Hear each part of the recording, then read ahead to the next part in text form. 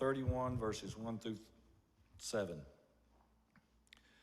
Now the Philistines fought against Israel, and the men of Israel fled from before the Philistines and fell down slain in Mount Gilboa. And the Philistines followed hard upon Saul and upon his sons. And the Philistines slew Jonathan and Abinadab and Melchishua, Saul's sons. And the battle went sore against Saul, and the archers hit him, and he was sore wounded of the archers. Then Saul said unto his armor-bearer, Draw thy sword and thrust me through therewith, lest these uncircumcised come and thrust me through and abuse me. But his armor-bearer would not, for he was sore afraid. Therefore Saul took a sword and fell upon it. And when his armor-bearer saw that Saul was dead, he fell likewise upon his sword and died with him. So Saul died, and his 3 sons, and his armor-bearer, and all his men that same day together. And when the men of Israel that were on the other side of the valley, and they that were on the other side of Jordan, saw that the men of Israel fled, and that Saul and his sons were dead, they forsook the cities and fled. And the Philistines came and dwelt in them. Be seated.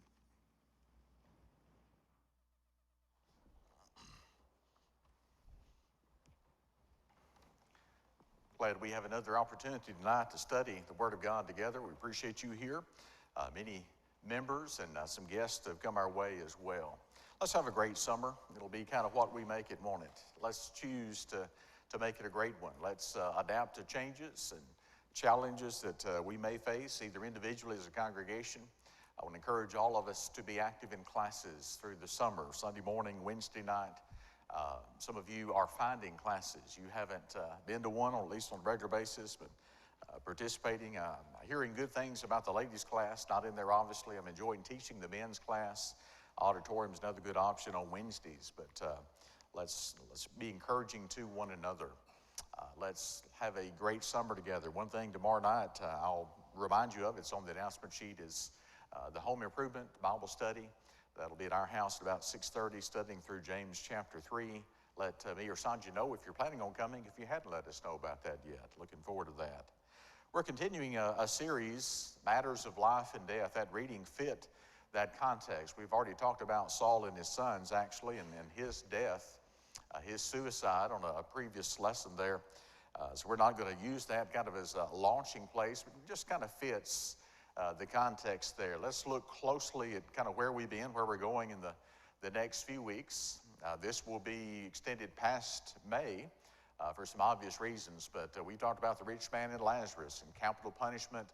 We talked about suicide.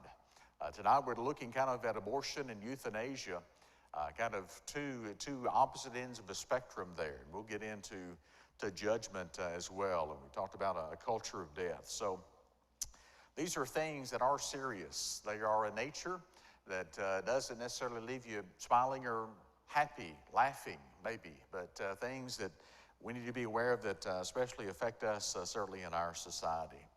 Let's get into something that I came across, I think, this past week. NFFNSNC. These letters were inscribed on Roman tombstones. These have been uncovered. They were influenced by Epicurus, who was a philosopher born I think in the 300s or so BC. When Paul was on Mars Hill, to make a connection with you, in Acts chapter 17, there were certain Epicurean philosophers along with the Stoic philosophers. These were people that bought into the theory, the belief system of Epicurus. He was the one that we still have his principle, the pleasure principle, hedonism. Do what makes you feel good, grab all the gusto you can, that type of mentality that says, you know, life is all that you have. Right here and now, there's no afterlife. Don't worry about it. And so NFFNSNC, what in the world does that mean? Translated into Latin, they found this again on several graves. I was not, I was. I am not, I do not care. Just kind of a que sera philosophy of life. To look at what those letters stand for, and I may be butchering the pronunciation here, but non fui, non sum, non curo. I came, lived my time, whether short or long, and so I've passed on from this existence, no big deal. Life is kind of vain that way. In the minds of not just Epicurus and some of the people that have this inscribed on their tombstones, but many of our contemporaries in society today. To me, to think that this life is all there is no heaven to gain, there's no hell to shun, would be a hopeless and a hapless and a very helpless way of thinking about life. It'd be depressing to think about having to go through our lives. Don't most of us do this? Didn't accomplish everything we wanted to.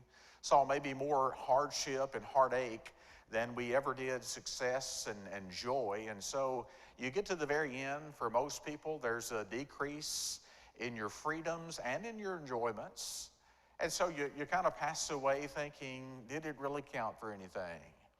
And our Christian perspective is, this life isn't all there is. It isn't even the most important part there is. In the words of Ecclesiastes chapter 12, 13, and 14, Solomon's conclusion, let us hear the conclusion of the whole matter. Everything written in the book, his reflections going back over his life. What's really important? Why am I here? Why are you here? Here's what Solomon says. We are to fear God, respect him, have an awesome reverence for God, and while we're doing that, also keep his commandments. He says this is the whole duty of man. This is man's all. I think the English Standard Version, maybe some others have. And then don't stop reading there. Because in Ecclesiastes 12, verse 14, Solomon is going to remind us that God is going to bring every work into judgment, including every secret thing. What I'm doing in life matters for the here and now, but I've also got to think about the big picture, the long-term, eternal destination that you and I are all headed to, and where we'll be there, and what it says about the success or failure of what we accomplished while here on life. End-of-life issues. Let me explain a little bit, not trying to be deceptive at all, but when I'm talking about end of life, it is obviously things we face at the end for a lot of people when they are fairly old, but talk about some things that actually could end life. That might be and is on the front end, both ends of the spectrum. I think we got this free in the mail nearly 30 years ago, shortly after I started in full-time ministry, but a little book, I think you can still buy it, Amazon, maybe in print. It's called Rebirth of America, put out in 1986 from the Arthur S. DeMoss Foundation. And that book filled with just short snippets, just kind of page-sized articles about different things related to our country, morality, kind of tracing our roots and our heritage, especially as it relates to a moral foundation. Just solid little book. But in one of the lessons, and I've used this quote before, abortion, infanticide, and euthanasia are but dominoes in a line. Abortion has fallen. Infanticide is tottering, and euthanasia may soon follow. If you're unfamiliar with at least a couple of those words, by the end of the lesson tonight, I hope you know something about them. I hope you know what they stand for and how dangerous they are, and how this is kind of a prophetic statement. Again, nearly 30 years ago. This was after Roe v. Wade, just not even a decade and a half afterward. But kind of envisioning, where are we going from here? If that domino has tipped, indeed it is, if there is kind of a cheapening of human life, if there is a subtle introduction of the idea that, you know what, maybe the only value we place on human life is our own. It's a personal value. Kind of take God out of the equation, throw your Bibles away. Let's do the best we can with our collective human wisdom. We're seeing infanticide and euthanasia in our modern time, key issues that relate to what we might think of as a true quality of life. And how that many modern voices are kind of chiming in and saying, you know what, we need to rethink life and how we've conceived of it all along. A lot of those old gray heads have got it wrong. They were misguided, bless their hearts. Poor things thought there was a God and that there was an afterlife. And you know what, we can't really undo what they did back then, but we know better now. We are making more informed decisions. We've got a different view on life. It scares me to death to think about some things that I hear. They're coming out of the halls of academia, but also that are being out there in the little social magazine that you read, or different things, certainly being piped in our televisions and things like that. life is patented by God. It has His trademark all over it, whether any human ever believes that or not. And so life is precious. Why? Because God said it is. He put it into motion. And friends, He'll be the one that'll call curtains on this life. So if all the world eventually were to be convinced there's no God, life is meaningful to you only as you define that. Friends, that won't be the case. Life will still be special. Life will be certainly the domain of God. It always has been, always will be. And God has, not surprisingly, exercised His right to tell us, here's how I think about life. This precious gift that if you are within the sound of my voice, you can understand and make sense of. And so God dictates to us how we think of it. We are asked to, we are in fact urged and encouraged to see life as God sees it. The alternative is if I don't think that there's a God, or if I don't think He's really as wise as He purports to be, I can kind of make it up as I go along. And I can come to some vastly different conclusions about life. So end of life issues. Peter Hitchens is an English writer. I forget what else he may have to his credit, but as you think about some quotes about abortion, when we are living now with the fruits of a generation, full generation and counting of people who have been accustomed to, we've kind of been desensitized to the prevalence of abortion. A good question before I get to Hitchens' observations there on the screen behind you. If life ends when a heart stops beating, technically, doesn't life begin when it starts? I don't know if our young people or certainly some of our medical people would know this. When does a baby's heartbeat start? In the womb, when is it measurable? You know, the window there is about 18 to 25 days. That is usually the time. Some women will know they're pregnant by then, many don't. Heart's beating already. If I know that life has stopped, can I know when it begins? And you hear all the debate. You hear, again, these people with a string of degrees behind their names weighing in. Here's what I think, or here's how you are to believe. I can know from God that life is from Him. But throughout the pages of the Bible, all over the place, if you look up and you search, you can Google this or get a Bible program or something, but just type in, by the way, this might be dangerous on second thought, but if you type in mother's womb, okay? Apologize for any images, but if you're looking just for that term and you search it throughout the Bible, you're going to find God saying to Jeremiah and to Isaiah and to Paul and different ones, before I formed you, I knew you. That was me creating you in your mother's womb. I chose you. I called you even before you were there for a great task that I had. And so on and on. Verses many of you have heard when we've done lessons about these. God says, it's mine. Life is precious. The way that you treat it is not a reflection on me, God says. It's a reflection on you. May you not poorly reflect on the quality and the value and the importance that I attach to it. Let me get around to Peter Hitchens' quote. He said, abortion is the only event that modern liberals find too violent or obscene to play on TV. This is not because they are squeamish or prudish. It is because if people knew what abortion really looks like, it would destroy their pretense that abortion is a civilized answer to the problem of what to do about unwanted babies. He's right. And yes, you can find it. Most people don't want to look at it, don't want to discuss it, would much rather try to skirt the issue or circumvent it in some way. But yes, it's life.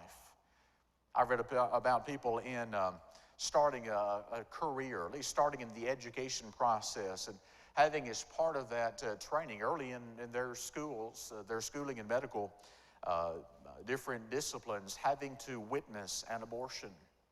Some of them said, more than I could do. Wasn't prepared for that. And to hear them say, you know what, this is not a baby, this is not life. And be able to see with your own eyes, even in an ultrasound that, by the way, is purposefully avoided on the part of a lot of people who are abortion practitioners. We don't want the mothers to see this. It might change their minds. We might miss out on the financial transaction that's about to take place. Why do we want to hide something? People say this baby inside a womb, it's not life, really. It's got a beating heart. Would that indicate life? You know, if you have an endangered animal like a turtle or something like that, and there have been cases on the books, you can research it, if that turtle has laid an egg, and you do what? Have I used this in a lesson before on abortion? If you destroy that egg, that potential life, you can be fined thousands of dollars, hundreds of thousands, spend a lot of time in jail over that. But you can abort a baby legally with government sanction. There are things that just don't add up. They don't mesh. That's one of those to me. Doesn't make sense that we could somehow decide that. Someone says, well, it's not separate life. It's part of the mother's body. Friends, a baby is part of the mother's body. It's inside her body. But you know what? In about half the cases, that baby already has a different gender than she does. So it's not strictly part of her body. I saw something this past week I never really thought about. Couldn't give you a technical explanation. You don't want one anyway. But to think about how the mother's blood is even, in a lot of cases, a different blood type than the baby has. Her blood doesn't directly go to the baby. There is a neat God-designed network of that placenta in which there is the interchange, obviously, of the nutrients and all. And so the blood never actually touches between mother and baby. Baby has different genes than the mother. And so the argument, well, it's just part of the mother's body. If you're operating on that mother prenatally, as we sometimes do and have advanced the capabilities, you know what? Any doctor or nurse in that room will understand this is actually a different life than hers. Why can't everybody see that? Why do we have to resort to ignorance and blindness to try to advocate for things that if people just could see it, would know are not really the case there? This past week, there was a House passage of the 20-week ban on abortion there. I think Cecil Richards, if that's her name, is the CEO of Planned Parenthood, and she had a Twitter outrage, just a tantrum over that passage. She said, among other things, it was dangerous and it's misguided. It is backwards to prevent doctors from executing 5-month-old babies in the womb who can feel pain. Dangerous, backwards, it's lacking compassion. For who? The baby? Can we slaughter the most innocent in our society and think that somehow we are immune to God's judgment and his looming wrath over something like that? I know these aren't easy things for you to hear. They aren't easy things for me to talk about. And so as you just look at what is being said, you realize there's a disconnect. Something is wrong when we're trying to admire or make palatable something that is so atrocious. A couple of years ago, a young lady she was kind of a temporary, at least, YouTube sensation with her little viral video, My Abortion Story. And so you kind of trace her, finding out she's pregnant, deciding it's not a good time in her young life for her to have a baby. And you see some of the emotional choices she has to make, her going through the appointments, learning about it, finally going through the abortion, and at the end, kind of bravely, courageously, coming out as the heroine, obviously. This was a choice I had to make. I am to be praised and lauded and commended for this. And I'm thinking, what in the world?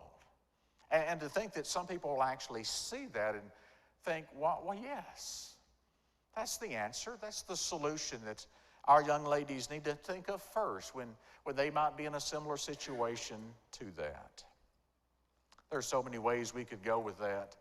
One of the things is we talk about ending life on the front end, even before we get started, and how it actually affects some of our choices later in life.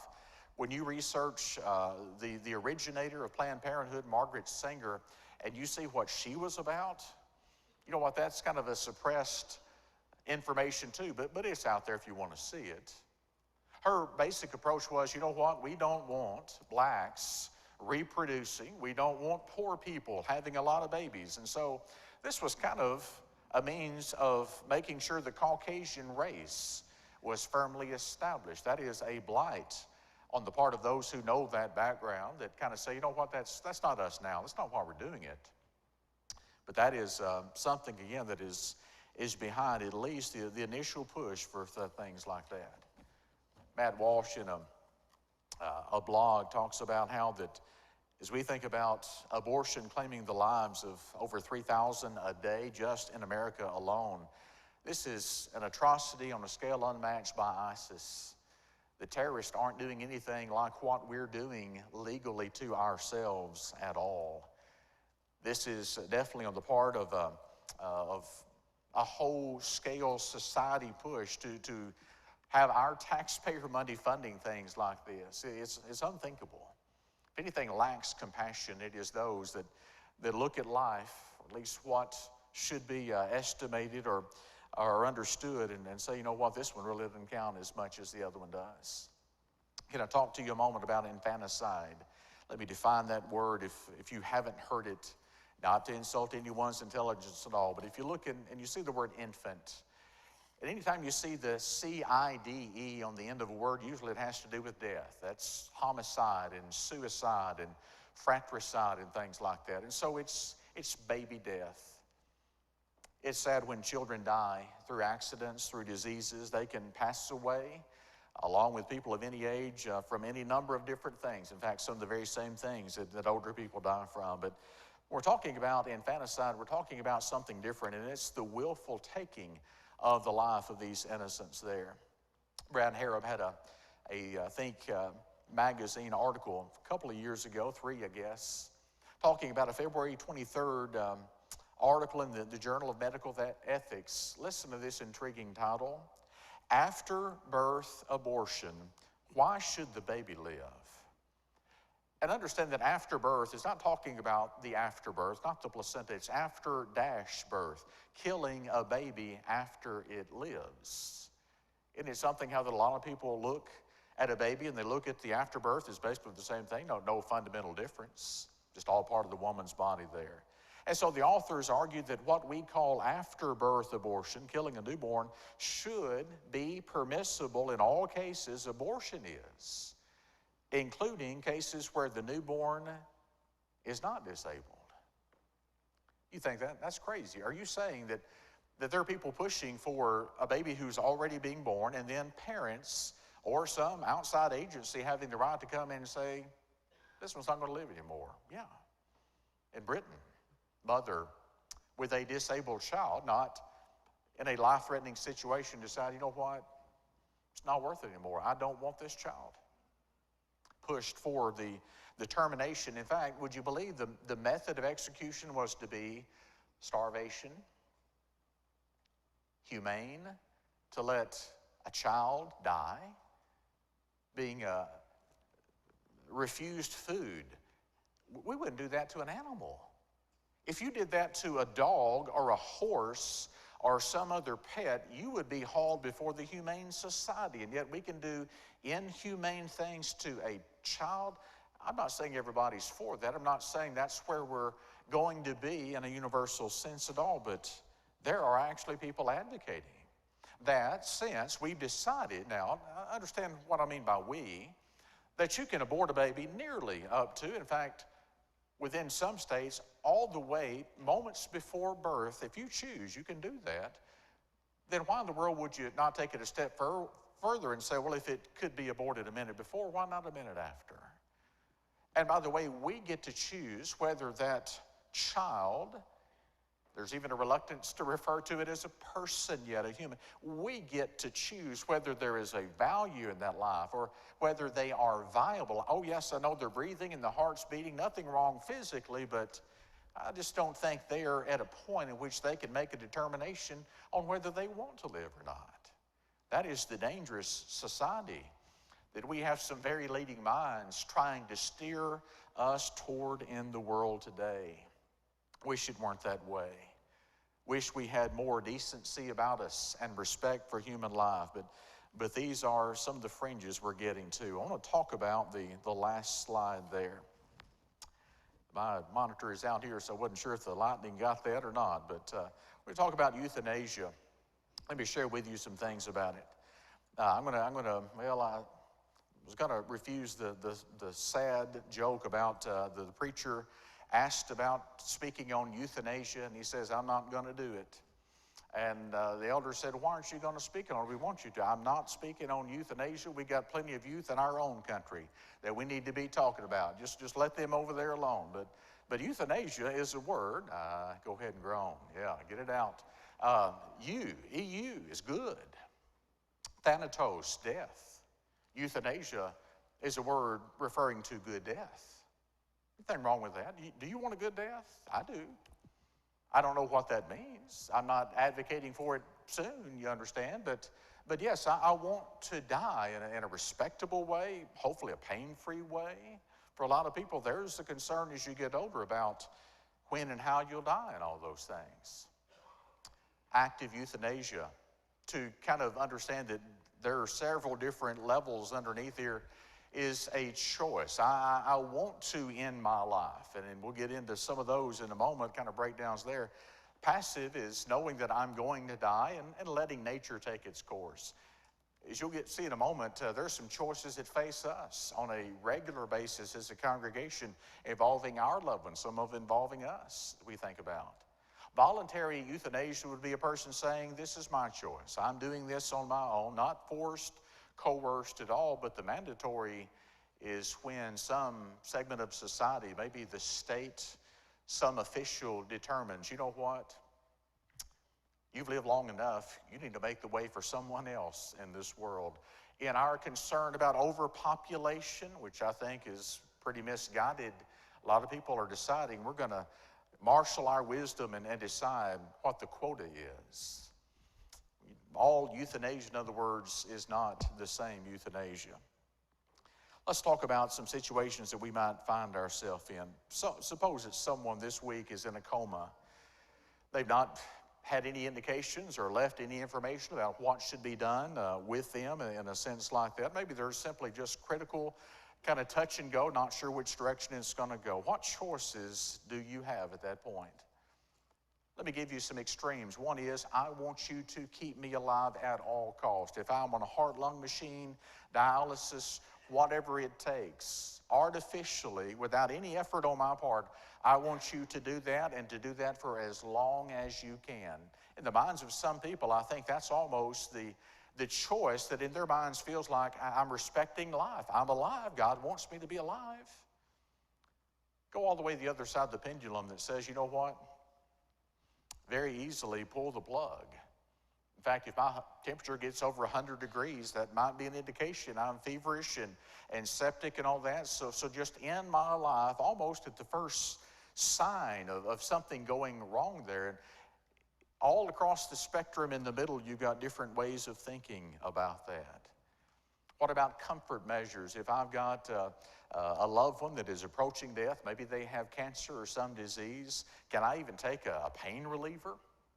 You know what, Jesus, by the way, while he didn't lecture or preach a sermon on euthanasia, some things he taught in principle might come into play here. You know what he said? I used this Wednesday night invitation recently. Those who are well don't have need of a what? A physician or a doctor, but the ones who are sick. Jesus wasn't talking about health care. He says, I didn't come to call the righteous, I came to call sinners. But Jesus almost is saying it's normal for you to seek out a doctor if you're sick. Would he have been for comfort measures? Sure, I think so, within limits. And so you look at Luke, who is, along with the author of Luke and Acts, he's also a physician. Did that mean helping folks to get better when they were sick or alleviating pain? Sure. Those are found all throughout the Bible. So we live in this time in which we now have technology and equipment. Folks, certainly back in Jesus and Paul's day, didn't have choices that are more difficult in some respects than that. When we're talking about active euthanasia, here's the kind of the sliver of that aspect I want us to talk about. By the way, whatever your choice is, whether you feel like I want to be kept alive, you know what, I could recover in a few weeks or a few months, and so I don't want to feel like in some way I hasten my demise. I'm making that choice because of my regard for the sanctity of life. I respect that. That's your choice. If you decide I don't want any extraordinary measures, I just want to die. I feel like that is kind of in Paul's thinking there in Philippians chapter 1. For me to live is gain, and rather for me to live is Christ, to die is gain. I'm better off. I'm in Him. This is merely something that's going to happen, and so I'm not making the decision. I'm just kind of letting, again, nature take its course. Here's where we're headed as a society, I'm afraid. Brittany Maynard may not be a name familiar to you, but she was born 1984. At the age of about 28, in fact, she had surgery on January the 1st of 2014 for a grade 2 brain tumor. Within just a few months, they found out it had come back. It was aggressive. She had further surgery on April of last year. They gave her 6 months to live. Grade 4 astrocytoma, for those of you that know what that means. She decided, well, I don't have much time left. She kind of partnered with an agency. I'll talk about them in just a moment. Compassionate Choices. I'll go ahead and throw that out there. There was a CNN spread about that, got a lot of media coverage, and people were generally praising her as courageous, telling her story, and as she's speaking today, right past, I think it's her husband's birthday, and so she moved to Oregon from California, one of the 5 states currently that have the death with dignity laws, and decided I will have a doctor assist me in suicide. I'll take that fatal combination of those drugs that will just kind of lull me into sleep and eventually into eternity. She did that. And I'm afraid with kind of the hoopla and all the things in society, by the way, not in her shoes. Don't know what I would do in a situation like that. I don't think I would purposefully choose to end my life. Don't want to suffer. But I'm afraid many times today, there's kind of that glorification of death. Some of you remember Jack Kevorkian, born 1928, died in 2011. He had a couple of interesting nicknames. One of those was Dr. Death. The other one, not too flattering, was Jack the Dripper. Obvious pun, play on words there, but he claimed by the end of his life to have helped over 130 people die. Most of those, if not all of them, were illegal. These were in states that had not passed the legislation, and so he is the physician-assisted suicide poster boy, basically. He died in 2011 after spending a little jail time, actually, after a conviction in 1999 of a hepatitis C. Probably got that from a blood transfusion trial that he was doing. He kind of put this on the map as far as it being a national concern there. Their organizations, including Compassionate Choices, Exit International, Final Exit, Dignitas, all of these are euthanasia societies. Some may be more proactive in promoting this, encouraging people to take their own lives.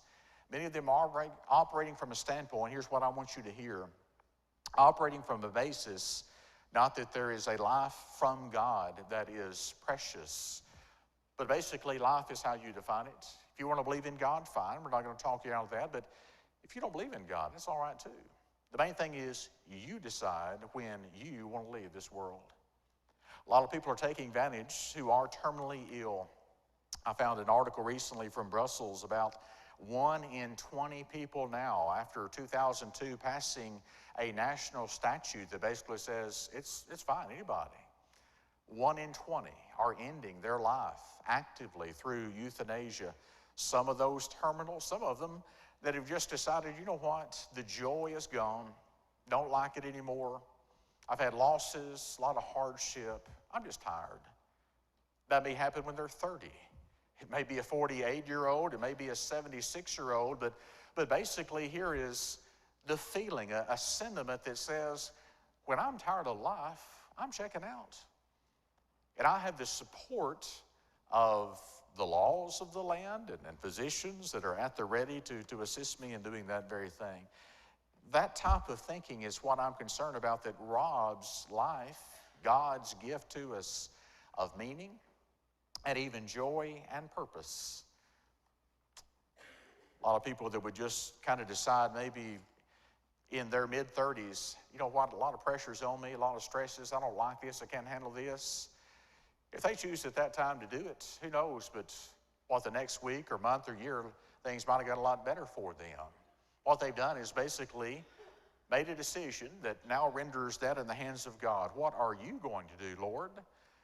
For many of them, they don't know God. They're not ready. So I want us to be very cautious as we hear things, as there is a softening taking place in society about all of us being on board with some of these things.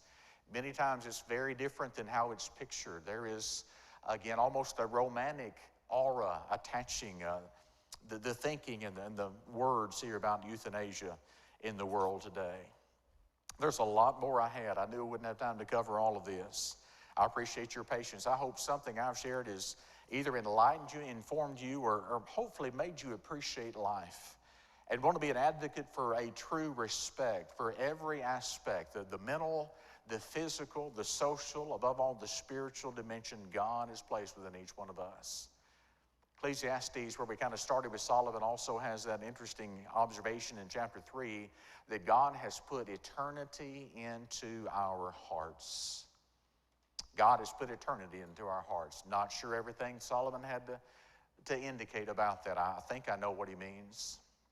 I wish everyone had that perspective in life. And I'm asking you tonight if you do. Are you ready for the Lord when he comes back? If your life were to end prematurely or were to end much early, you're ready. Are you? Can you say like Paul did, I know whom I have believed, and I'm persuaded that he's able to keep what I've committed to him against that day. Only reason Paul could make that bold affirmation, have that kind of stance or posture, I think, is because of what he did. We read about it earlier, his change in career. He's persecutor of Christians. Jesus talks to him on the Damascus Road, Acts 9 and 22 and 26. Tells him to go into the city. It'll be told him what he must do. Ananias is his teacher. It says in 22:16, arise. By the way, why are you waiting? There's no time for delay. There's no time to tarry. Why are you waiting? Arise and be baptized and wash away your sins, calling on the name of the Lord. From that point in time, as far as I can tell, Paul was a very impressive specimen of what it means to regard life, to live it to the fullest, to make it count, and to have the confidence at death.